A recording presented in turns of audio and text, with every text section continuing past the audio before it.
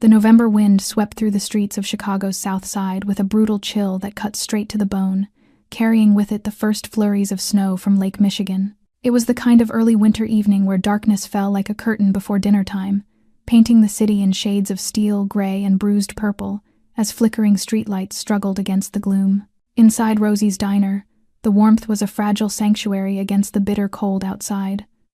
The small establishment sat on the corner of Halsted Street and 47th, a neighborhood fixture for over 35 years. Its cracked leather booths told stories of better days.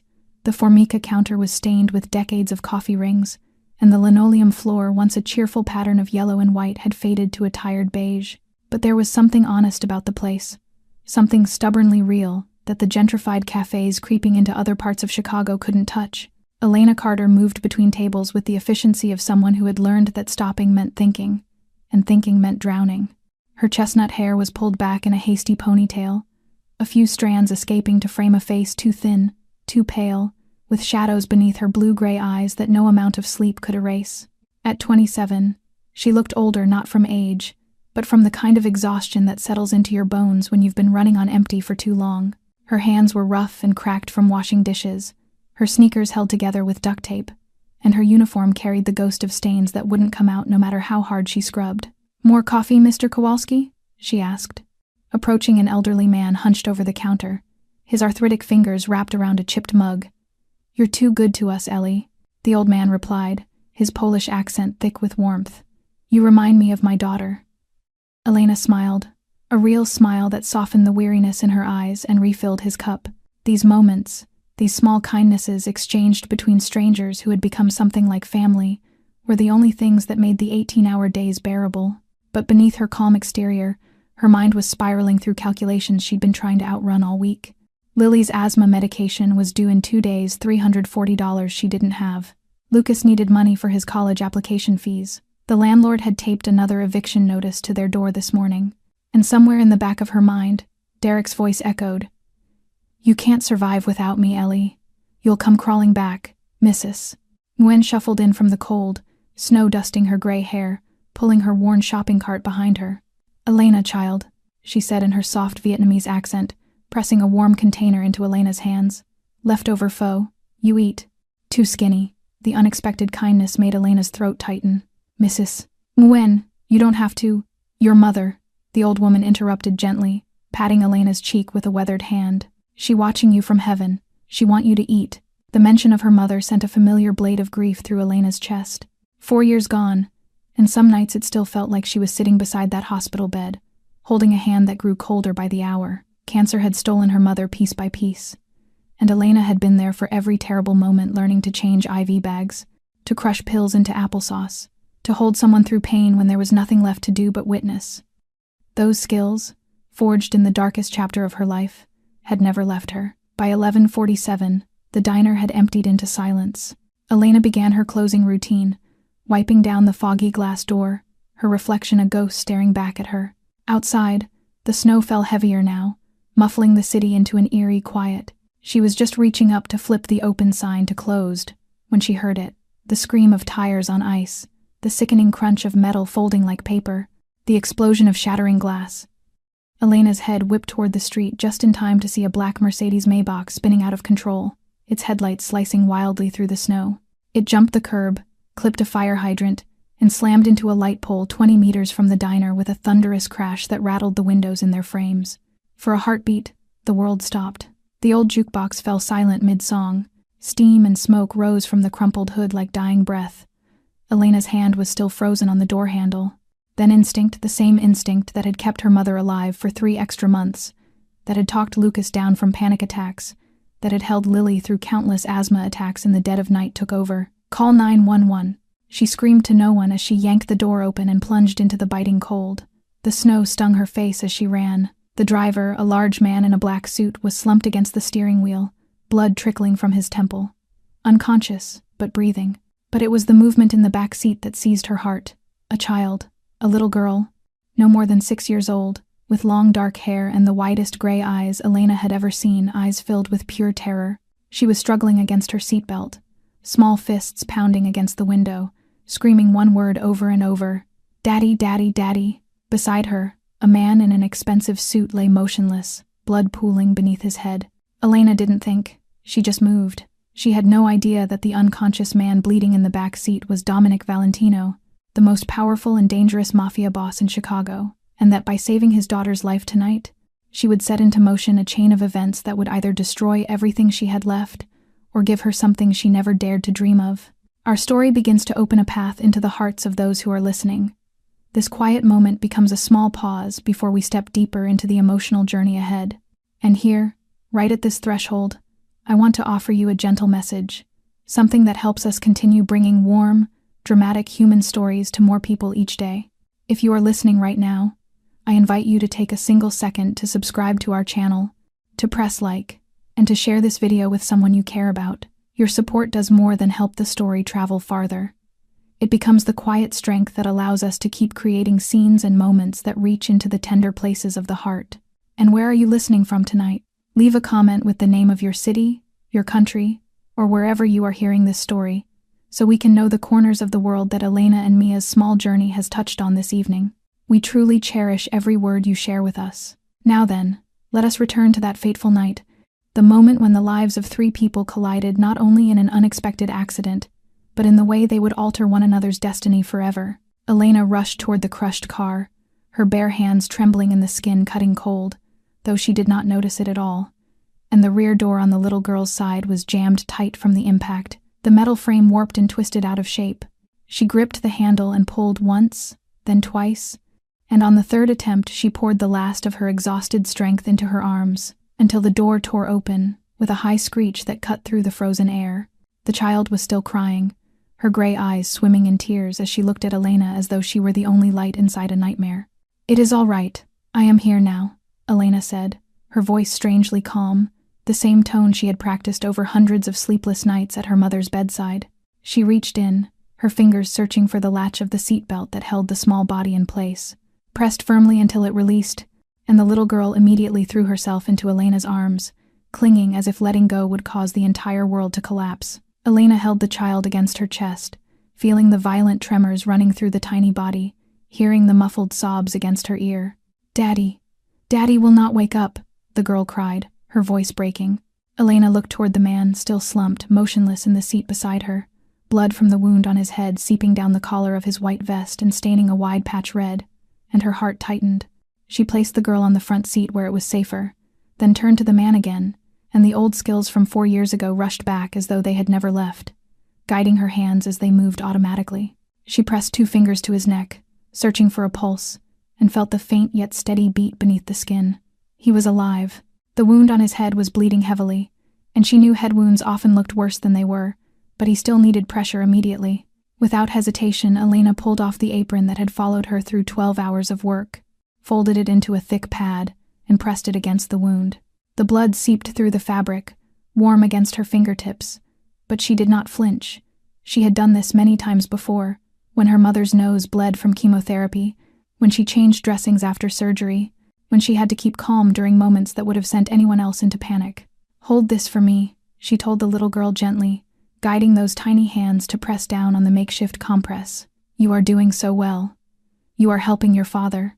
The child obeyed, her eyes still swollen with tears, though her sobs softened into small hiccups.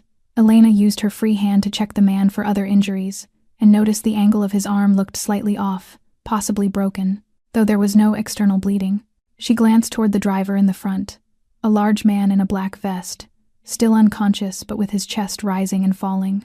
Snow began drifting into the car through the open door, sharp and cold as 1,000 needles, and the child began shivering harder, her lips pale from cold and shock. Elena knew she had to keep her warm and calm until the ambulance arrived, so she slipped off her thin cardigan, the only coat she owned, and wrapped it around the girl. "What is your name, sweetheart?" she asked softly, trying to pull the child's focus toward her voice rather than the terror around them. "Mia," the girl whispered. "Mia? That is a beautiful name. My name is Elena. Would you like me to sing to you?" The little girl nodded, tears still falling. And there, inside a wrecked car beneath the winter night, with her father unconscious beside her, Elena began to sing. It was the song her mother had sung to her when she was small, the song she had sung to Lily during frightening asthma attacks, the song she had whispered at her mother's bedside during the final hours. Her voice was not beautiful, roughened by exhaustion and cold, yet it carried a truth so gentle, so human, that Mia stopped crying, her wide gray eyes fixed on Elena as though she truly were an angel, not one made of wings and light, but one made of breathing warmth and simple kindness. "Are you an angel?" Mia asked in a trembling whisper. Elena smiled, the first real smile she had managed in days. "No, sweetheart, I am just a waitress." But to Mia, in that moment, Elena Carter was the only angel she had ever known. The distant wail of an ambulance pierced through the silent snow, and Elena exhaled in relief, unaware that this night was only the beginning.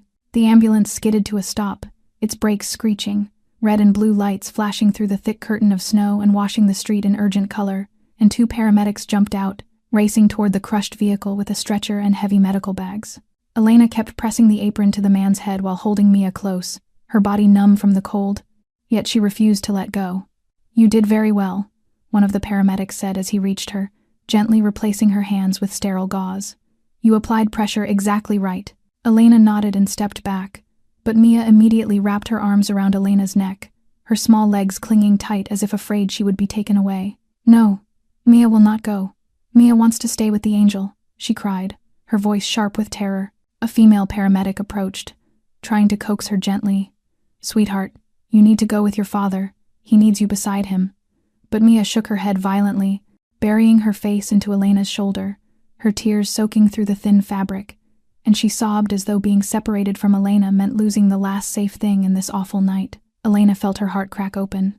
She knelt down in the snow, the icy ground seeping through her knees, lifted Mia's small face and looked into those tear-filled gray eyes. "Mia, listen to me," she said softly but firmly. "Your father needs you. He is hurt, and when he wakes up, the very first person he will want to see is you. Do you understand?" The girl hiccuped, her lower lip trembling. "But what if you go away?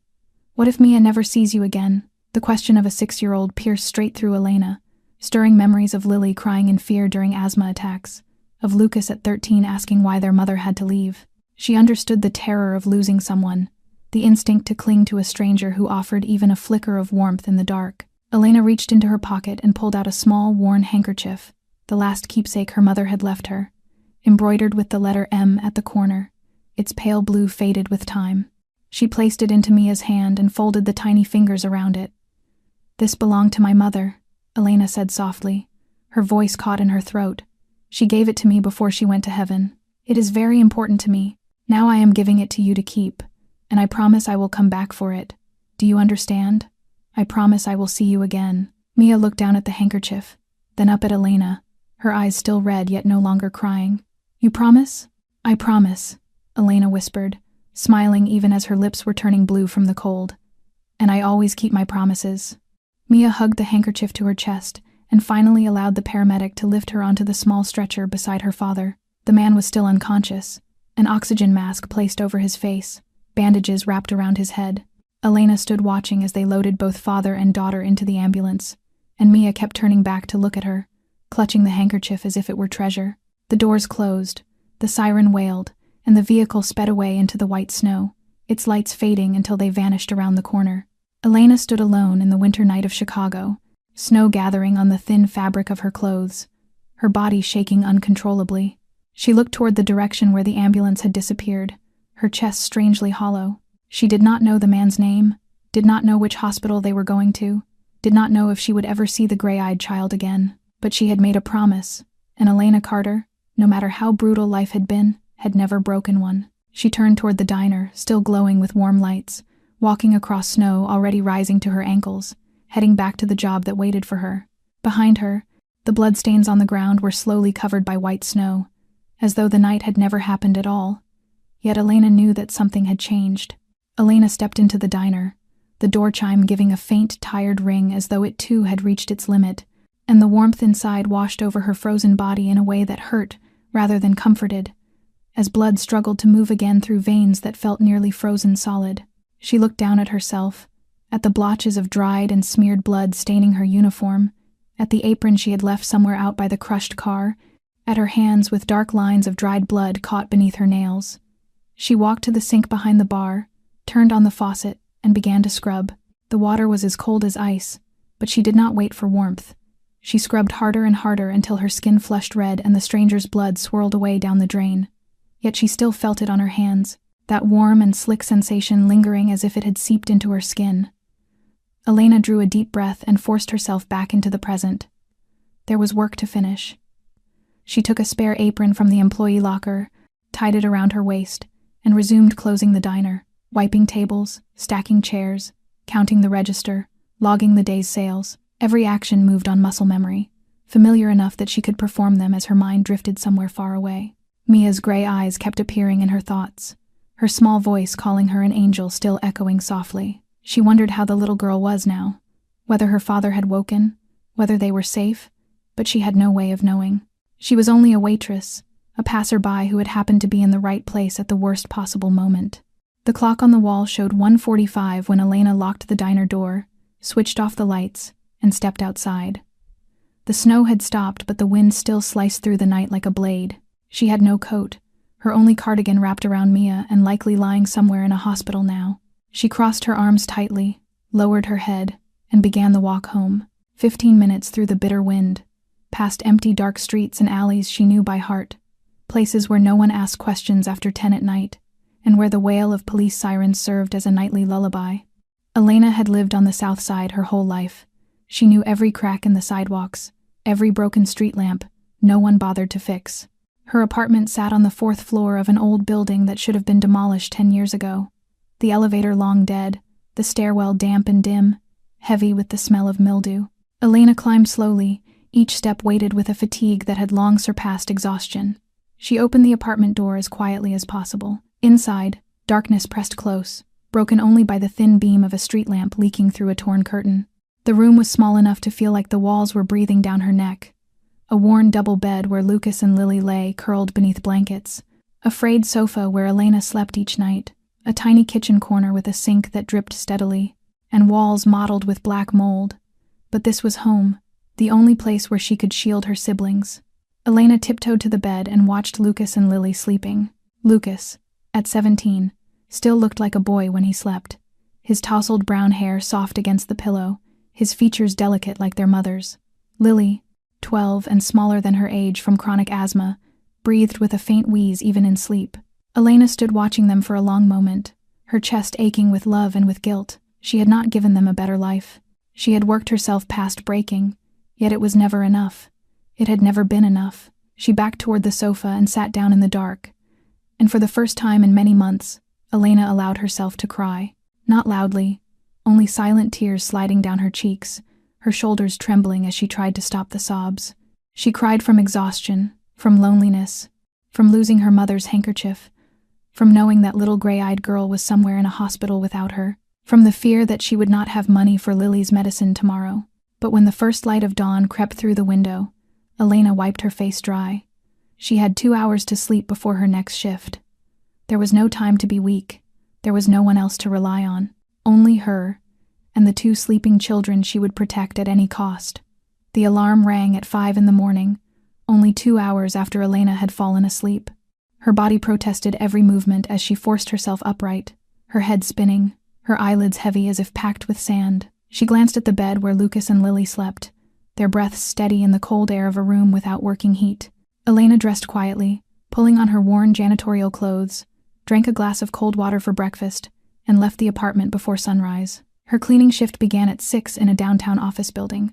As always, Elena arrived on time, received her supply cart, and started from the 1st floor. Every motion was heavier than usual, her hands trembling as she gripped the mop, her mind foggy beneath a curtain of fatigue. By the 5th floor, as she wiped down the conference room glass, the world suddenly tilted.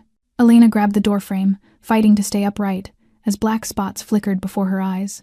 She sank to the floor, her head pressed between her knees, breathing slowly until the dizziness passed. Little food, little sleep. Her body was at its breaking point. But she did not have permission to collapse. She forced herself up, leaned against the wall briefly, and continued her shift. No one noticed, no one cared, and Elena preferred it that way. She did not need pity. Her shift ended at 10. Elena received her pay envelope, counted quickly in her head, $70, plus 43 from tips last night at the diner, still more than 200 short of Lily's medication. She tucked the money into her pocket and boarded the bus home, hoping for a short nap before her evening shift at Rosie's. But when Elena turned into the narrow alley leading to her building, she froze. Derek Shaw leaned against the wall by the entrance, a cigarette burning low between his lips, his cold blue eyes tracking her like prey. 3 years had passed and he had not changed. Still the neatly combed blonde hair, still the tall, strong frame that once made her feel safe before it became the weapon that terrorized her, still that smile she once loved and later learned to fear. "My Ellie," Derek said, flicking the cigarette to the ground and crushing it beneath his heel. "I knew you had the morning shift. I have been waiting an hour." Elena wanted to turn and run, but her feet felt nailed to the pavement. 3 years ago, she had fled from him on a stormy night with Lucas and Lily, carrying only a bag of clothes and a few $100s. She had changed her number, moved 3 times, erased every trail. But Derek always found her. "I have nothing to say to you," Elena said, forcing her voice not to shake. "Whatever we had ended 3 years ago." Derek stepped closer, every stride pushing Elena backward until her spine hit the cold wall. He planted a hand beside her head and leaned in, his face inches from hers, the smell of smoke and whiskey filling her breath. "You do not get to decide when it ends," he murmured, his voice sweet in a way that chilled the air. "I told you. You cannot live without me. Look at you, thin as a twig, trapped in this dump, working yourself to death. Come back to me and I will give you a better life. I would rather die than go back to you." The words had barely left her mouth before Derek clamped his hand around her wrist, squeezing until Elena winced. She tried to pull away, but he was too strong, the pressure tightening, promising bruises like all the ones before. Still stubborn as ever, Derek growled, the sweetness vanishing, revealing the monster beneath. "I will teach you. Let go of my sister." Lucas's voice cut through the alley. Elena turned, her heart seizing as she saw her 17-year-old brother advancing, pale with fear and fury, his fists clenched as if ready to fight a man twice his size. "Lucas, go inside," Elena whispered. Derek looked at Lucas and laughed. "Kid is all grown now, huh? Trying to play hero for big sister." Lucas said nothing. He stepped closer, standing beside Elena, eyes locked on Derek. "I will call the police," Lucas said, raising his phone. "I recorded everything from the moment you grabbed her. One more step and this goes straight to the cops and online." Derek glanced at the phone, then at Lucas, then at Elena. Slowly he released her wrist, stepped back, and smirked. "Fine. I will go. But remember this, Ellie. You cannot hide from me forever. I will be back, and next time there will not be a kid to save you." He walked away, his footsteps echoing on the concrete until they vanished around the corner. Elena stood shaking, a bruise already forming on her wrist. Lucas wrapped his arms around her, and for the first time Elena saw that he was no longer the 13-year-old boy crying beside their mother's bed. "Are you okay?" he asked softly. Elena nodded, though she did not know if it was true. Derek would return. He always returned. And this time, she no longer knew if she had the strength to run again. Dominic Valentino opened his eyes, and the first thing he felt was the violent pounding in his skull, as if someone were hammering from inside his head, and the harsh white glare above forced his eyes to narrow, while the sharp scent of antiseptic burned in his nose, and the steady beeping of the heart monitor filled the air around him. A hospital. He was in a hospital. Memory returned like a flood, the car skidding on the icy road. Mia's terrified scream, the brutal impact, then darkness. Mia. His heart seemed to stop for a beat. He pushed himself upright despite the tearing pain in his head and the cast around his left arm. "Where is Mia?" he rasped, his voice so hoarse he barely recognized it. "Where is Mia? Sir, calm down." Marco Russo, his right hand for more than 20 years, shot up from the chair beside the bed, the 45-year-old man with salt and pepper hair and a face marked by old scars, placing a steadying hand on Dominic's shoulder, firm but gentle, keeping him from rising. "Mia is fine. Just minor scrapes and a mild concussion. She is sleeping in the room next door and Rosa is with her." Dominic exhaled, his entire body sagging with relief. His daughter was safe. Nothing else mattered. "What is the situation?" he asked, regaining a trace of his usual authority. Marco pulled his chair closer, lowering his voice even though the private suite was heavily guarded. "The car lost control on the slick pavement. No sabotage. Tony is recovering. A head injury, but the doctors say he will be all right. You suffered a head trauma, significant blood loss, and a broken left arm. The doctors say you are very lucky." Dominic nodded, though he knew there was more than luck involved. He remembered a whisper of something, a gentle voice, a lullaby, the faint smell of coffee and vanilla. "Someone saved us," he said slowly, searching through the fog of his memory. "A woman. She bandaged my wound." She sang to Mia. Marco nodded, a flicker of surprise crossing his eyes. "You remember quite a lot." "Yes, there was a woman. A waitress at a diner near the crash site. She ran out the moment she saw the accident, forced the door open, pulled Mia out, stopped your bleeding, and kept the girl calm until the ambulance arrived. Mia called her an angel." Dominic closed his eyes, a faint image of a thin face and gray-blue anxious eyes surfacing in his mind.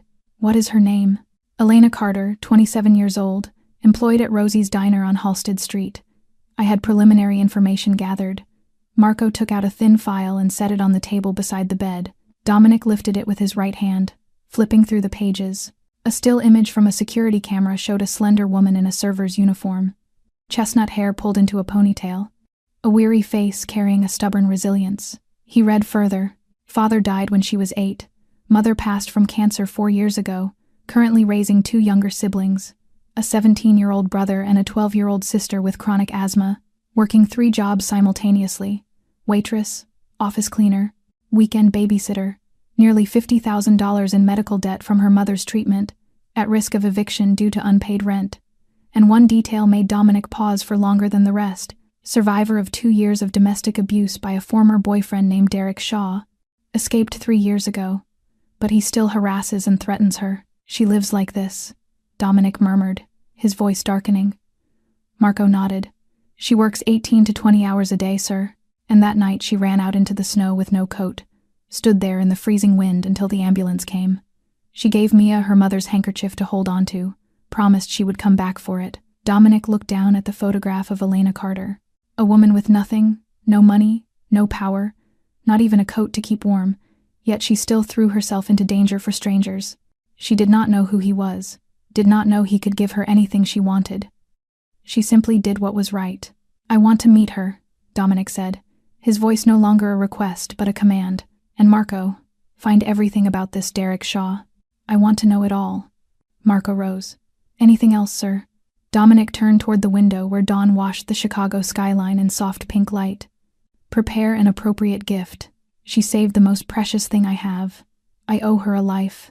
3 days passed since that fateful night, and Elena's life continued like a spinning wheel that never stopped. Morning shift cleaning offices, afternoon shift babysitting for the neighbor, evening shift at Rosie's Diner. She tried not to think about Derek and the cold gleam in his eyes when he promised to return. Tried not to think about the gray-eyed little girl holding her mother's handkerchief. Tried not to think about anything except putting one foot in front of the other.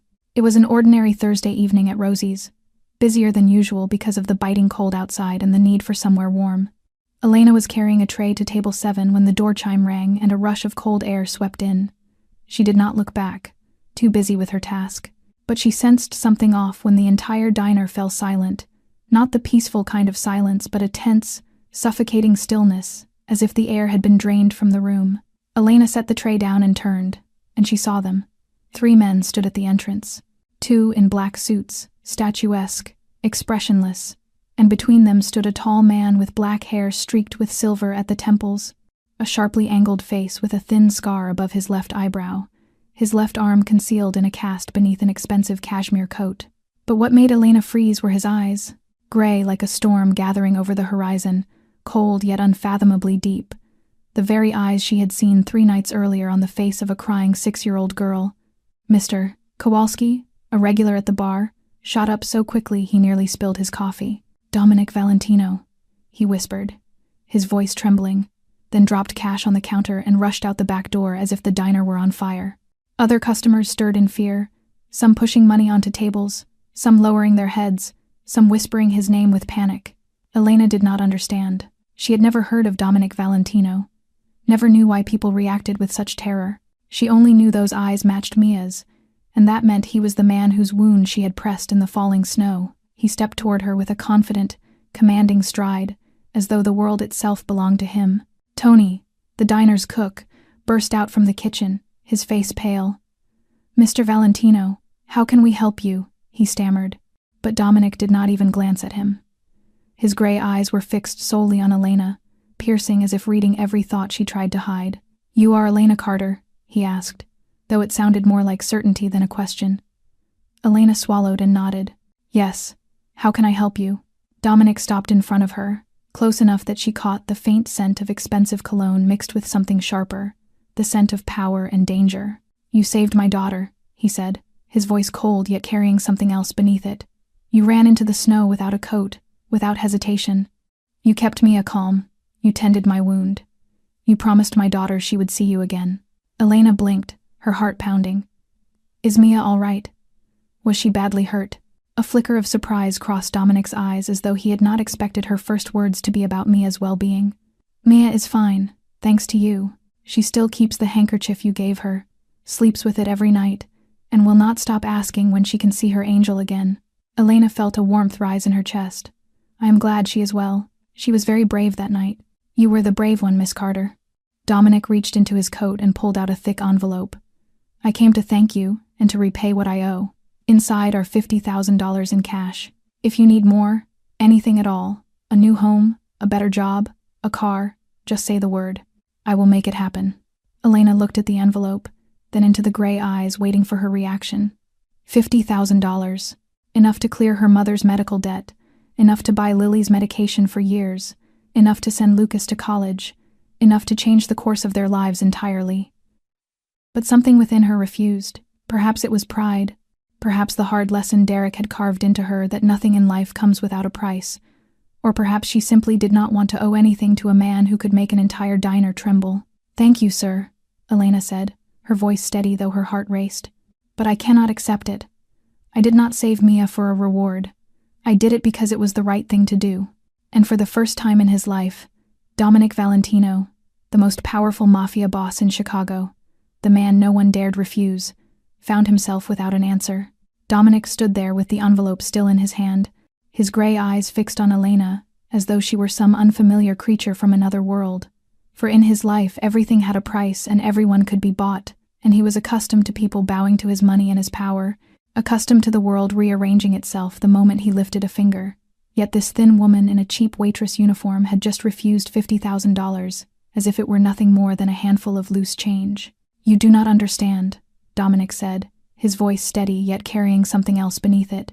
Perhaps curiosity, perhaps irritation at being refused. I am not a man who likes to owe anyone. You saved my daughter's life. This is not charity, it is a rightful repayment. Elena shook her head, her gray-blue eyes meeting his without a trace of fear. And I am not someone who sells kindness, she answered quietly. I already told you, I did not do it for money. Mia was a terrified child, and I did what any person with a conscience would do. Not everyone would do the same, Dominic replied, his voice dropping lower. That night, dozens of people passed by before the ambulance arrived. No one stopped. Only you. Elena was silent for a long moment, then asked the only question she truly cared about. Is Mia really all right? I mean, truly all right. Is she having nightmares? Is she afraid of cars now? After a trauma like that, children often suffer more in their minds than in their bodies. Dominic blinked, thrown off guard. No one had asked him about Mia's emotional state, only doctors speaking about her physical injuries, subordinates asking about security, sycophants wanting to impress him. Yet Elena Carter, a woman with nothing, cared about whether his daughter had nightmares. Mia still asks about you, he admitted, his voice softening slightly. Every night before bed she asks when her angel is coming to take back the handkerchief. I think you are the only good thing she remembers from that night. Warmth flickered in Elena's eyes. Please tell Mia that her angel misses her very much, she said gently, and that she was incredibly brave. Dominic looked at her for a long moment, then slid the envelope back into his coat, understanding that forcing her to accept it would only push her farther away, and instead he drew a black business card with silver lettering and placed it on the counter. I respect your decision, he said simply, but if you ever change your mind, or if you need anything at all, call this number, day or night. Elena glanced at the card but did not pick it up. Dominic gave her a small nod, turned, and walked out with his two men following close behind, the door chime ringing as they left, and the glossy black Mercedes outside rolling away into the night. The entire diner exhaled as one, murmurs rising from every corner. Tony hurried to Elena's side, his face pale as paper. Do you know what you just did? He whispered sharply. You just turned down money from Dominic Valentino. Dominic Valentino. Elena frowned.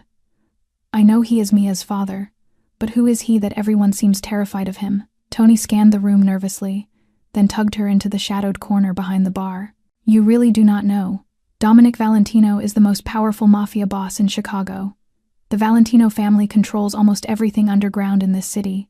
People say he has killed dozens. They say if he wants someone gone, they disappear without a trace.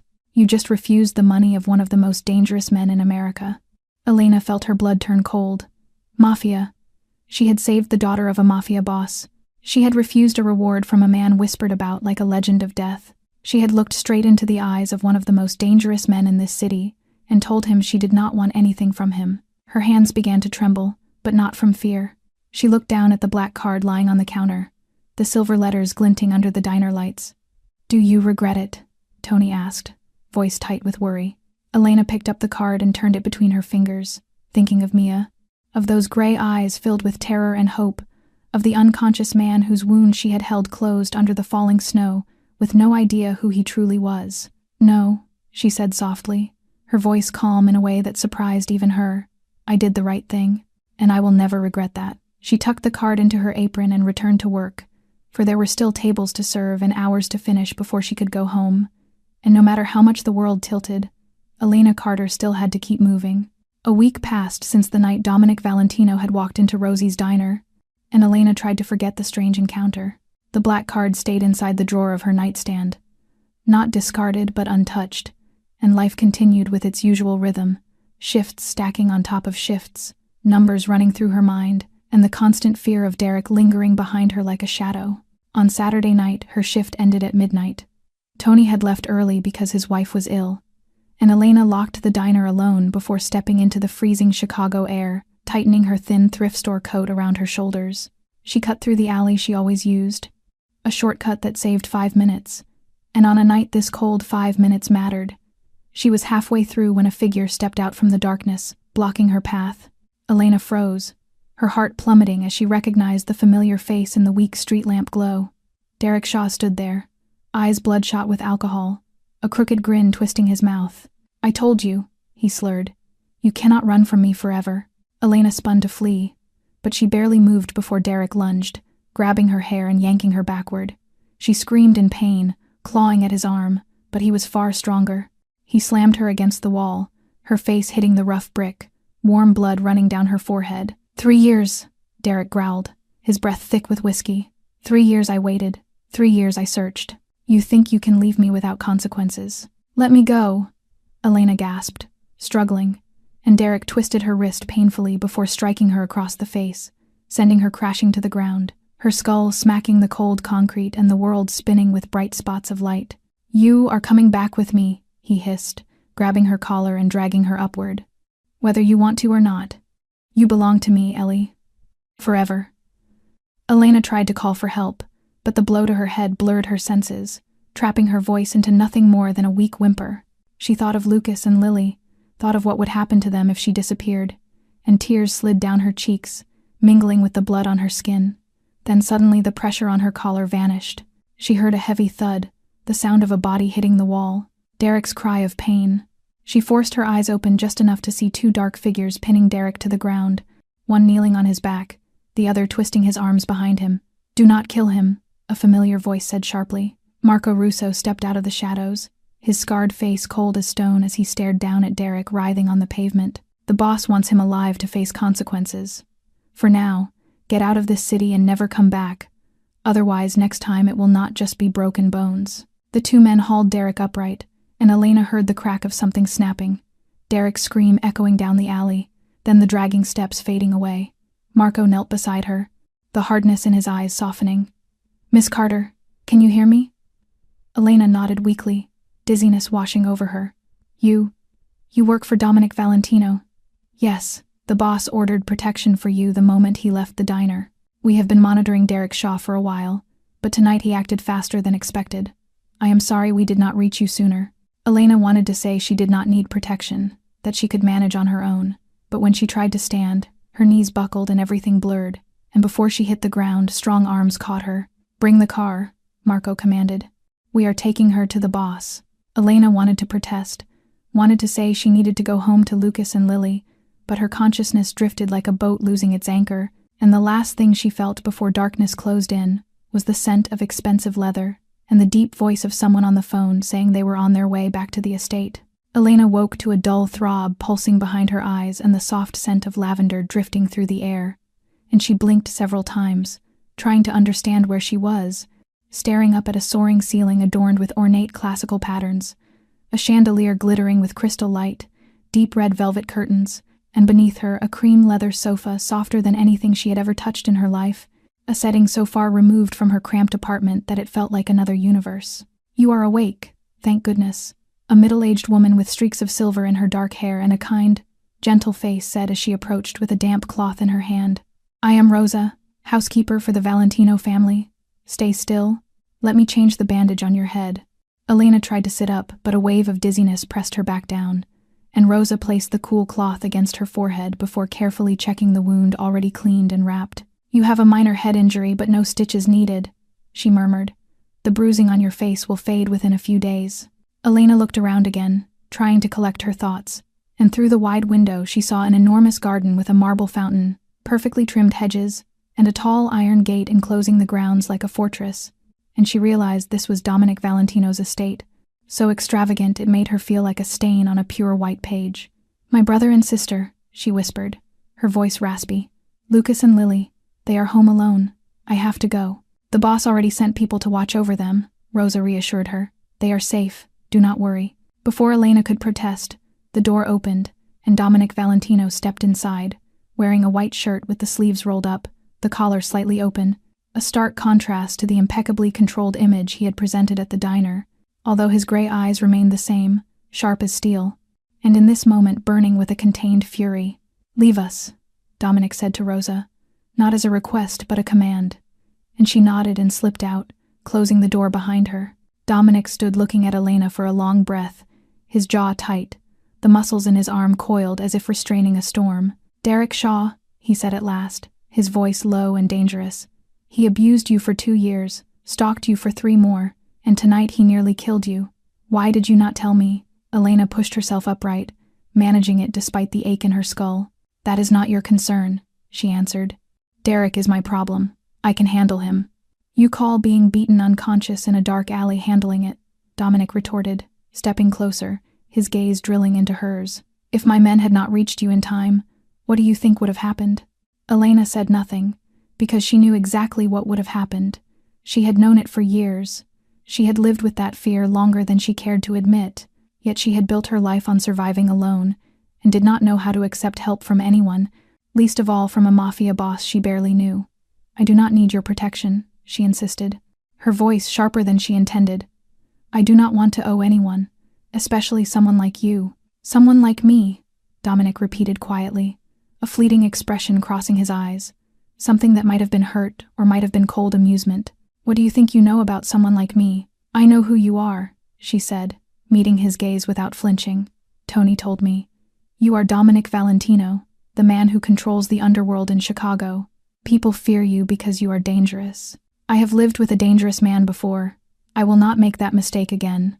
Silence filled the room, heavy and suffocating, until Dominic exhaled, a weary sound she had not expected from a man who carried the world like a weapon. "I am not Derek Shaw," he said softly.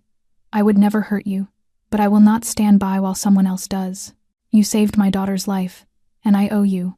Let me pay that debt." Elena wanted to reject him again, but something in his gray eyes stopped her. Not threat, not calculation, but something that resembled sincerity. "Derek Shaw will never touch you again," Dominic said, his voice a vow carved from stone. "That is the only thing I ask you to accept. Everything else you are free to refuse."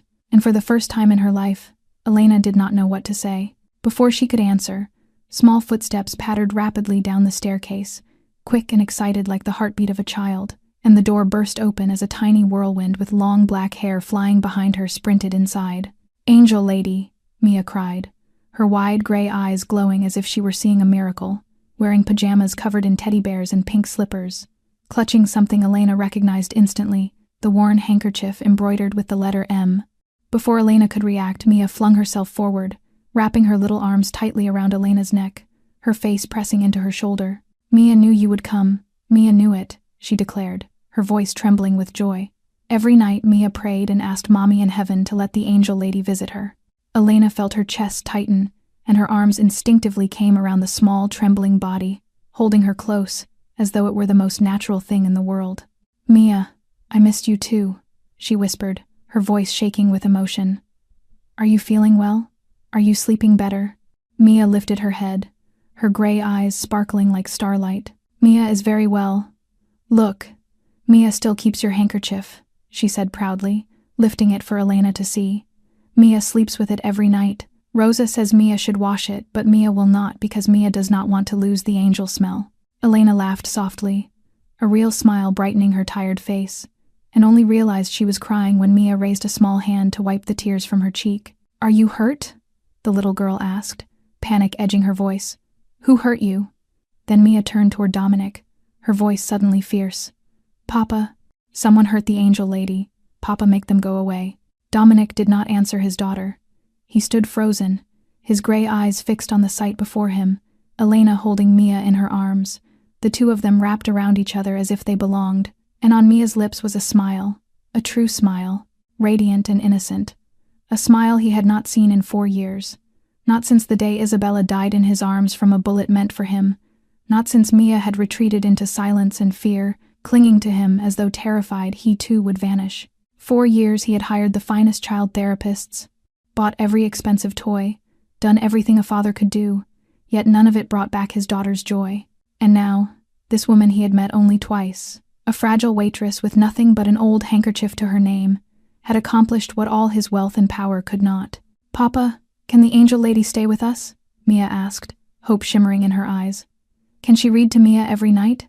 She sings beautifully, Papa, like Mommy did." Something inside Dominic cracked, perhaps the wall he had built around his heart, perhaps the grief he had buried since Isabella's death, and he looked at Elena, this slender woman with a bandage on her head and a bruise on her cheek, meeting his gaze with wary blue-gray eyes that softened only when they drifted to Mia, and in that moment Dominic understood that she was not Isabella, she was not anyone he had ever known, yet she had made his daughter smile, and for a man like Dominic Valentino, that was more precious than anything on earth. Rosa led Mia back to her bedroom after the little girl yawned, and her eyes began to flutter shut even as she struggled to stay awake to be near her angel lady a little longer, and Elena promised she would see Mia again, knowing this time it was not an empty promise.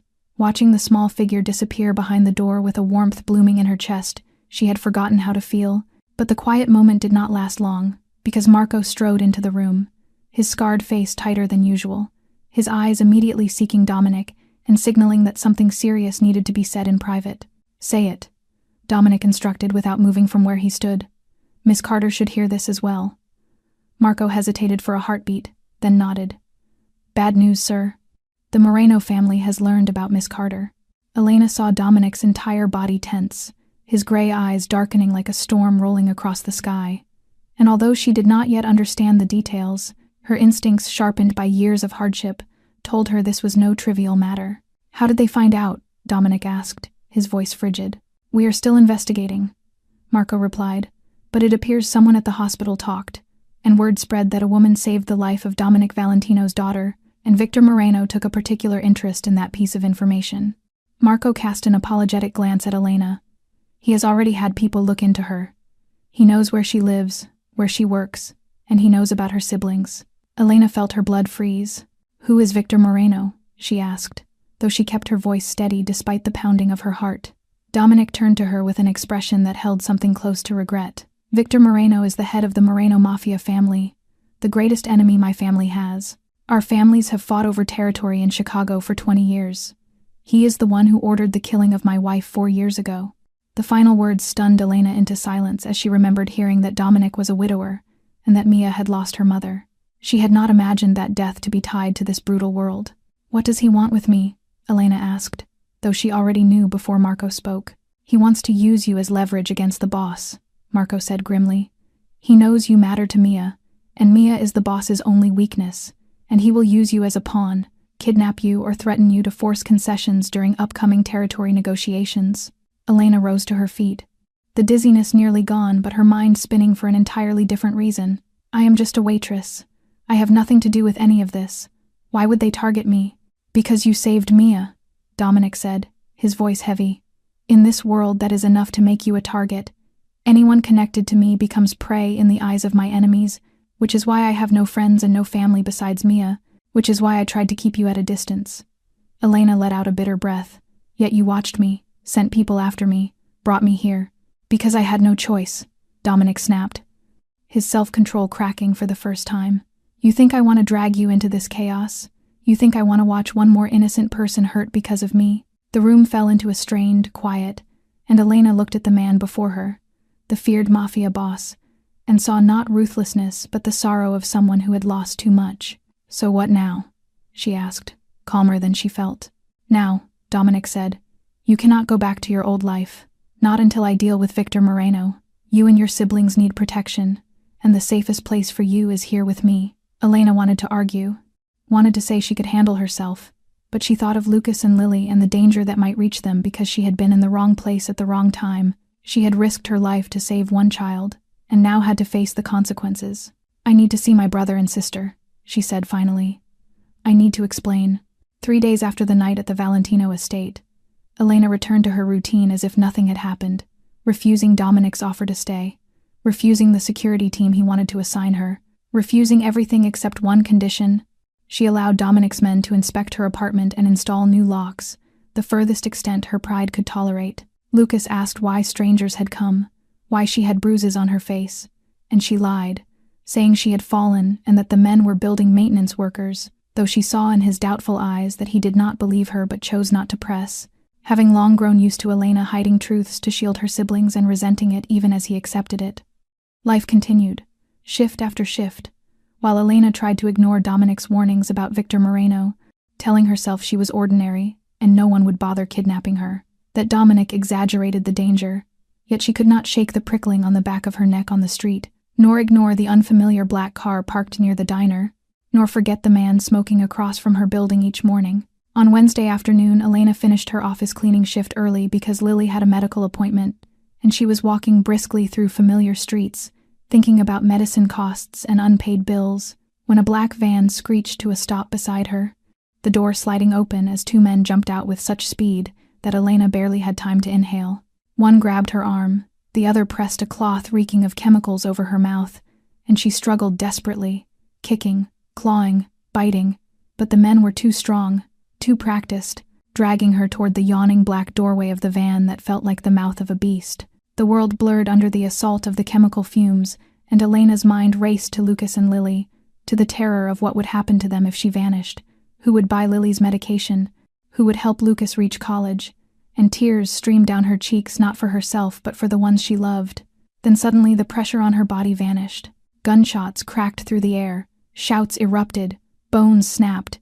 Someone called her name, and Elena collapsed onto the pavement, her vision swimming as she forced her eyes open. The 2 kidnappers were on the ground, one shot in the leg, the other pinned beneath a massive man Elena recognized as one of Dominic's men, while the van peeled away, abandoning them, and standing in the center of the chaos, gray eyes blazing with worry she had never imagined on his cold face, was Dominic Valentino. Elena, he called, kneeling beside her, lifting her head with strong hands, checking her for injuries. Can you hear me? Are you hurt? Elena nodded weakly as her lungs fought to clear the chemical fumes. I am fine, she whispered hoarsely. Lucas, Lily, safe, Dominic answered immediately. My men are with them. And he exhaled, though rage still burned behind his eyes. I told you, Moreno does not play games. He will not stop until he gets what he wants. Elena closed her eyes as tears slid down her temples, realizing how foolish she had been, thinking she could protect herself as always. But this was not Derek or alleyway bullies. This was the Mafia, trained killers, and she had never stood a chance alone. I am sorry, she whispered through trembling breath. I was wrong. I did not want to involve you, but I cannot let Lucas and Lily be in danger. Please, please help me protect them. I will do anything. Dominic's eyes softened, and he reached up to gently wipe her tears with his thumb. You do not need to apologize, and you do not need to do anything in return, he said quietly. I will protect you and your siblings, not because you owe me, but because... He paused, searching for the right words. Because it is the right thing to do. Elena looked into his eyes, and for the first time since her mother died, she felt herself trusting a man. Thank you, she whispered. Dominic nodded, then lifted her into his arms as though she weighed nothing. "Let us go home," he said, and Elena did not know why, but when he said the word home, it felt like a promise. That afternoon, a black SUV brought Elena, Lucas, and Lily to the Valentino estate, along with a few small bags that contained everything the three siblings owned. And Lucas sat in silence the entire ride, his brown eyes fixed on the window with attention he could not hide, because he had listened to Elena explain the entire story, the accident, Dominic Valentino, the threat from the Moreno family, the attempted abduction earlier that day, and he had wanted to shout that his sister had lost her mind by involving herself with the Mafia, that they should run away to another city instead of walking willingly into the lion's den.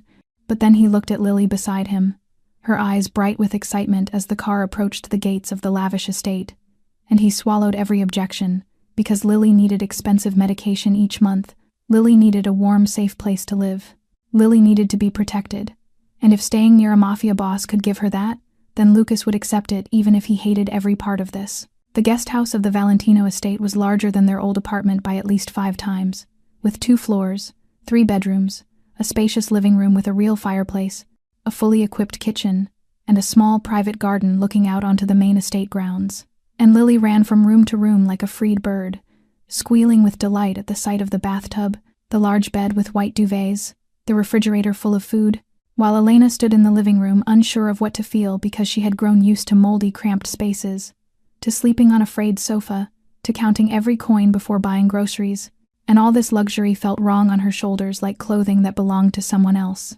Rosa appeared in the doorway with a warm smile carrying a tray of fresh cookies and hot chocolate, welcoming them with her honey-toned Mexican voice, urging them to treat this place as home and to ask her for anything they might need, and Lily immediately ran to her, eyes wide as she inhaled the scent of the cookies, while Rosa gently scolded Elena for being too thin and assured her no one in this house would ever go hungry.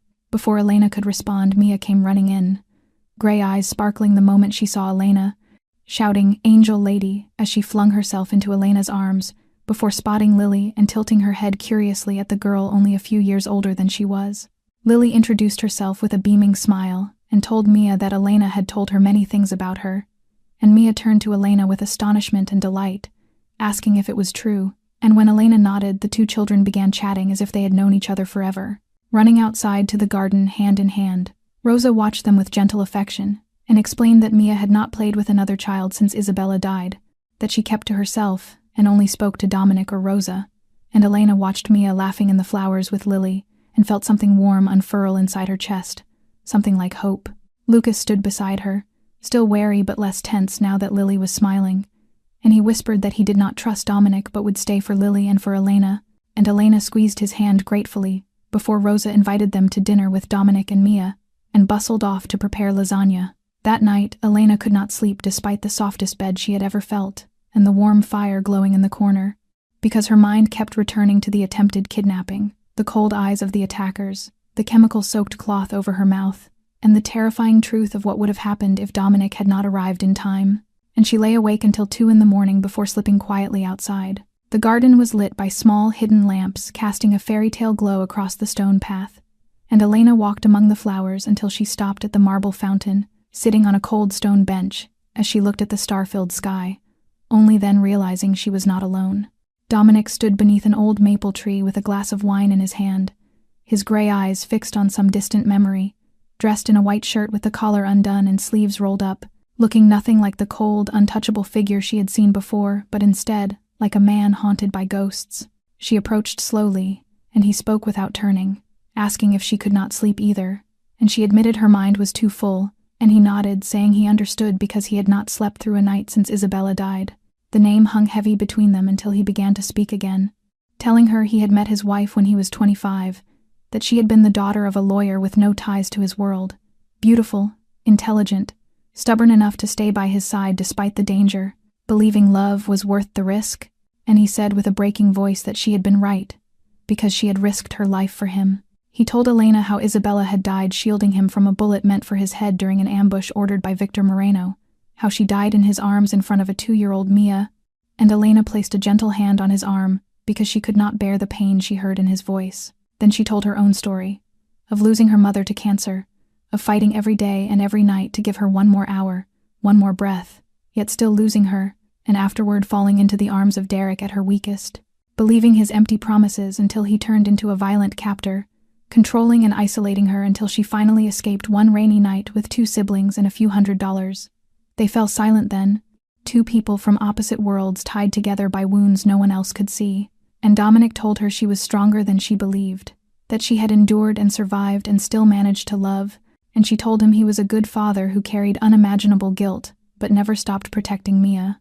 He reached out his hand then, and she let him take hers, and they stood together in the cold, quiet night, fingers intertwined, and for the first time in a very long time neither of them felt alone. 2 weeks had passed since the quiet night in the garden, and life inside the Valentino estate had begun to settle into a rhythm Elena never expected to grow familiar with, because although she continued working at Rosie's diner, there was now a car sent to fetch her and security assigned to walk her in and out. Lucas had started adapting to the new home, spending most of his time in the estate library preparing for college entrance exams, and Lily and Mia had become inseparable, sharing every childish secret and playing together from dawn to dusk. Yet the person who stayed closest to Elena was none other than Mia herself, the 6-year-old with storm-gray eyes who followed her everywhere like a small shadow. Each morning, Mia rushed to the guest house to eat breakfast with her before school. Each afternoon, she waited at the door with 100 stories to tell the moment Elena returned. And each night she refused to sleep, unless Elena read to her and sang the lullaby her mother once sang, curling into Elena's lap with her soft, dark hair smelling faintly of children's shampoo, and her small fingers clinging to Elena's sleeve as if afraid she might disappear. One weekend afternoon, Rosa taught Elena and the girls how to make cookies in the sprawling kitchen, and with Lily also joining the lesson, the 4 of them turned the room into a delightful chaos of flying flour and echoed laughter, while Mia stood on a stool stretching her tiny hands to cut dough into star shapes, tongue sticking out in concentration as she proudly presented a lopsided piece to Elena, who crouched down to help shape it properly. Then Mia spoke of her mother, saying Rosa had told her she used to bake with her, and that her mother now watched her from the sky, before lifting her gaze and telling Elena in the most innocent, earnest voice that she now had Ellie. And she asked the question that made Elena's breath falter, asking if Ellie could stay with her forever, because she did not want Ellie to leave the way her mother had. And Elena knelt and wiped the flour from Mia's cheek and promised she would not go anywhere. And Mia flung her arms around her, whispering that she loved her, that Ellie was like her second mama, before murmuring the words that shattered Elena's heart wide open. Ellie mama. And Elena froze with tears spilling uncontrollably as she held the small, warm child to her chest, crying not from sorrow, but from a happiness so sharp it hurt. And when Mia saw the tears, she cried too, wiping Elena's cheeks with flour-covered hands while leaving white streaks on both their faces, unaware that Dominic had been standing at the doorway for a long time watching the entire scene. From the moment Mia called Elena Ellie mama to the moment they clung to each other in tears, and for the first time in 4 years, the cold steel heart of Chicago's most feared mafia boss, stung with warmth and grief so fierce, it blurred his vision, and he slipped away quietly with a decision already carved into him, that he would protect Elena Carter at any cost, not only because she had saved Mia, but because she had given his daughter something he could never give, the love of a mother. The next morning, the atmosphere in the estate shifted sharply, and Elena noticed it as soon as she stepped out of the guest house. Because the number of guards had doubled and their expressions were taut, Rosa hurried Mia and Lily back inside, insisting they stay indoors. Lucas was told not to leave the guest house, and Dominic had shut himself in his office since dawn with Marco and a stream of men moving in and out with grave faces. No one told Elena anything, and when Rosa only shook her head anxiously, Elena's unease grew until just before noon she decided to find out for herself, approaching Dominic's office, only to freeze outside the half-open door, when she heard Marco's voice revealing that Victor Moreno had obtained photographs taken that morning of Elena, Lucas, and Lily walking from the guest house to the main estate, and he had sent a message calling Elena Dominic's little bird, and threatening that it would be a shame if something happened to her and the 2 children, demanding the Southport territory in exchange, or he would send Dominic their remains piece by piece, and Elena went cold to the bone, leaning against the wall, trying to steady her breath. Inside the room, Dominic's voice cut like ice, as he ordered an end to the matter, saying Moreno had killed his wife 4 years earlier and now threatened the one person Mia loved, and that the time had come to finish it. And when Marco asked for instructions, Dominic said that tonight Victor Moreno would die. Elena pushed the door open then, unable to stand still another second, and both men turned in shock as she stepped inside, trembling yet resolute, asking if he truly intended to kill a man, and Dominic dismissed Marco before facing her, trying to explain that she did not understand. But she forced him to explain why this had to happen, why there was no other way. And Dominic told her with a raw edge that Moreno had taken Isabella, had attempted to kill Mia by sabotaging the car, and was now threatening to butcher Elena and her siblings, asking her what she expected him to do. Sit and wait for Moreno to strike first. Elena told him she did not want him to stain his hands with blood because of her, that she had seen too much violence in her life and did not want to be the reason he killed again. And Dominic said she was not the reason because Moreno should have died long ago, and she was merely the drop that overflowed the glass. But Elena stepped closer, crying as she asked what kind of man he would become if he killed again, how Mia would grow up knowing her father's hands were red, begging him to tell her there was another path. Dominic stood rigid as if every word she spoke pierced him, and when she placed his hand against her wet cheek telling him not to shut her out, not to carry this alone, that if he wanted to do this for her she deserved to know. Dominic looked into her tear-blurred eyes and felt the walls he had built for years tremble, because he was not accustomed to someone crying for him, fearing for him, standing with him, and in that moment he no longer knew how to breathe. The room lay steeped in a heavy silence, broken only by their unsteady breathing and the soft crackle of the fireplace. And Dominic remained where he stood, with his hand resting on Elena's cheek, feeling the warm tears slipping through his fingers as something inside him warred between the instinct to pull away and rebuild the wall she had broken, and the deeper inability to do so, and his voice turned rough as he said she did not understand, that she did not understand how he had lived since Isabella died, how every night when he closed his eyes he saw her blood on his hands, saw the light leave her gaze, heard Mia crying for a mother who would never answer, and how he had sworn never again to let anyone he cared for die because of him. And Elena looked at him with her heart aching at the raw anguish in his storm-gray eyes, and asked why he had let her into his life, why he had allowed her to remain here, allowed Mia to call her Ellie Mama, allowed her to believe she might belong to this place. And Dominic's voice cracked like shattered glass as he erupted with the truth that he could not stop himself, that she thought he wanted this but did not understand how every morning he woke thinking of her, how watching her hold his daughter stirred something he had believed dead for 4 long years, that he had tried to keep his distance and remind himself that she was only someone to whom he owed a debt. Yet she had broken every barrier he had built, and now he was afraid, and when Elena whispered what he feared, he looked straight into her eyes without hiding, and said he feared losing her, feared watching her die in his arms the way Isabella had, feared Mia losing another precious person, and feared the intensity of what he felt for her because it was stronger than anything he had ever known. Elena could not speak, could only stand there looking at the man the city feared, now stripped of armor and vulnerability, and she did not know who moved first when their lips finally touched.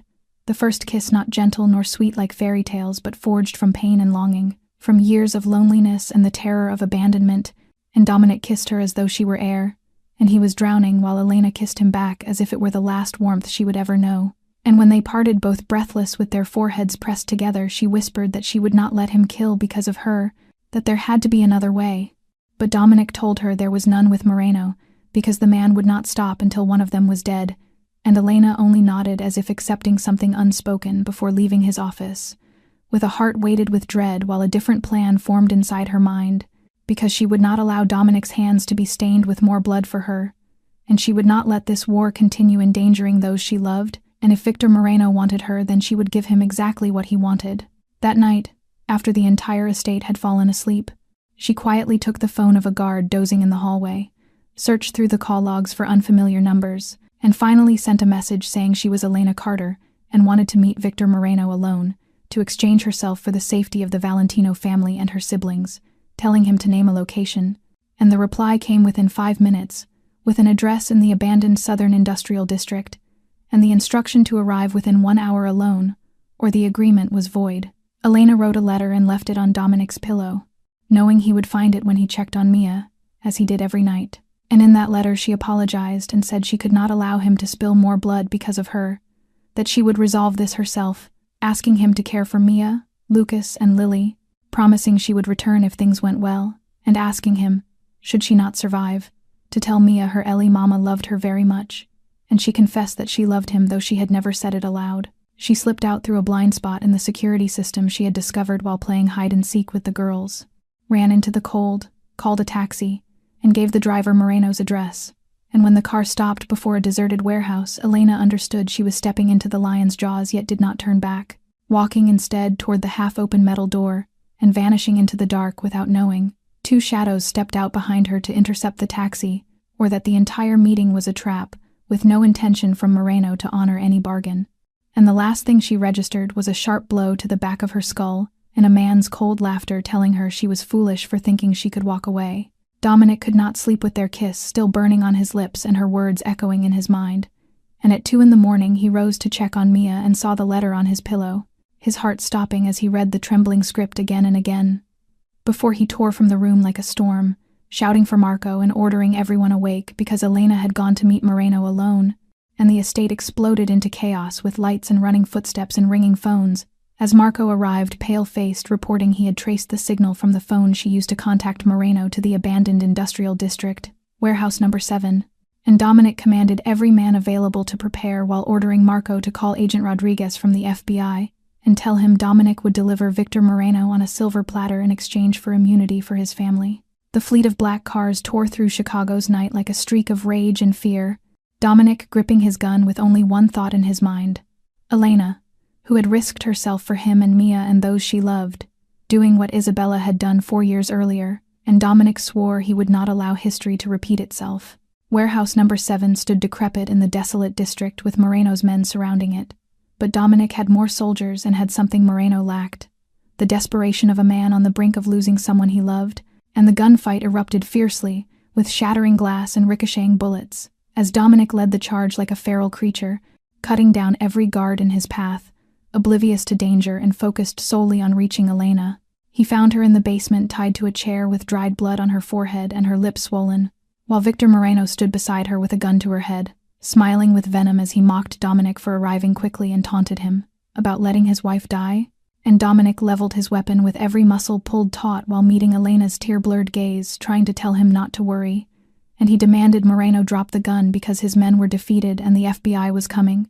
But Moreno laughed that he did not fear federal agents and would kill the girl before doing anything else. Yet his words were cut short by a gunshot from behind, as Marco slipped through the back entrance and hit Moreno in the shoulder, sending him crashing down as Dominic kicked the weapon away and seized him by the collar with hell-cold eyes, confessing he should kill him and make him suffer as Isabella had. But when Elena's trembling voice begged him not to, Dominic froze, remembering her plea not to stain himself further, and he looked at Moreno and then at Elena being freed by Marco and made his decision, declaring he would not kill the man because death was far too merciful, sentencing him instead to live out his days imprisoned with every crime imaginable stacked upon him. And he handed Moreno to Marco to deliver to the FBI before rushing to Elena, falling to his knees and touching her bruised face with shaking hands, whispering that she was insane, that she had almost died and almost left him alone. And Elena smiled weakly, apologizing for trying to stop him from carrying more blood. And Dominic held her tightly, promising she must never do such a thing again because he could not lose her. And when she whispered he had not killed Moreno, he answered that it was because of her, all because of her, and he kissed her forehead and her eyes and her cheeks and her mouth, vowing to protect her forever and never let anyone harm her again. And in the ruined warehouse with police sirens approaching, they held each other and wept, two souls finally finding one another in the dark. 6 months had passed since the terrifying night at the warehouse, and Elena Carter's life had changed in ways she had never dared to dream.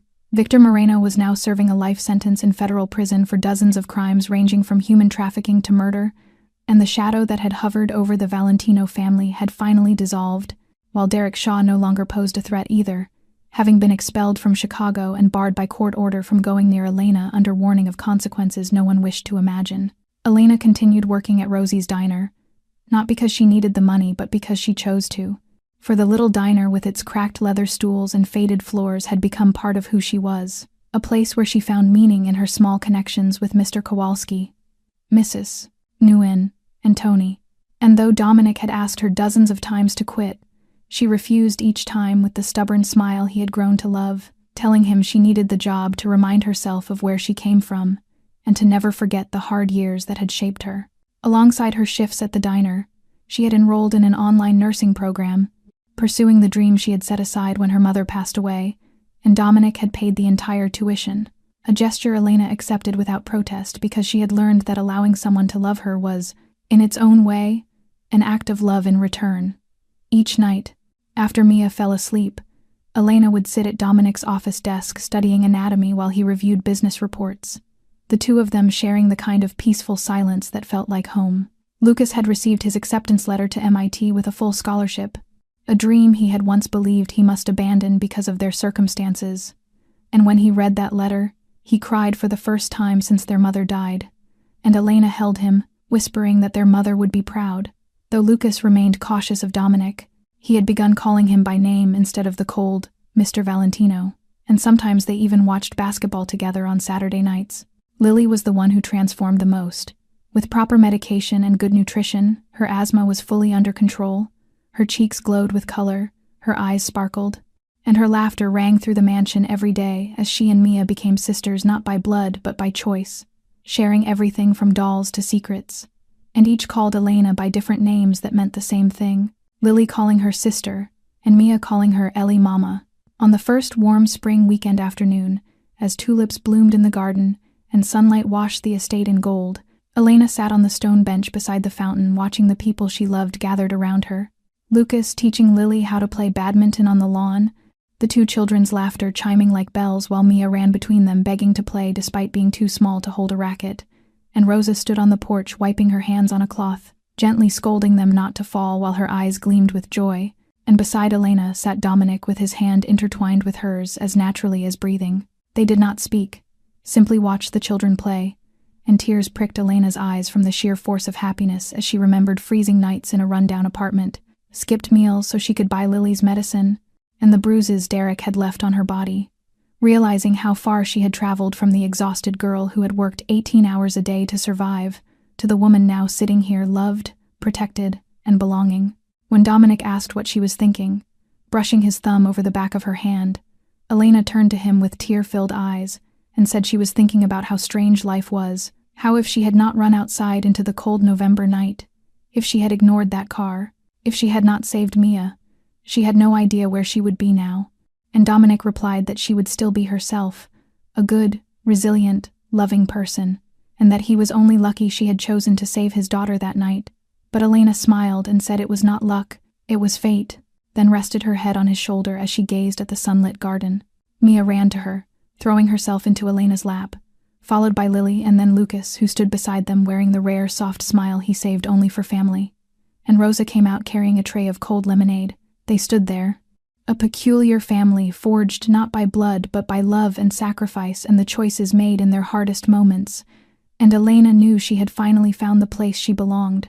The story of Elena and Dominic had come to an end, but the lesson it left behind remained, reminding us that life often brings trials that feel impossible to overcome, and nights so long we fear no light will ever return, yet a small act of kindness can alter a life forever, not just another's but our own.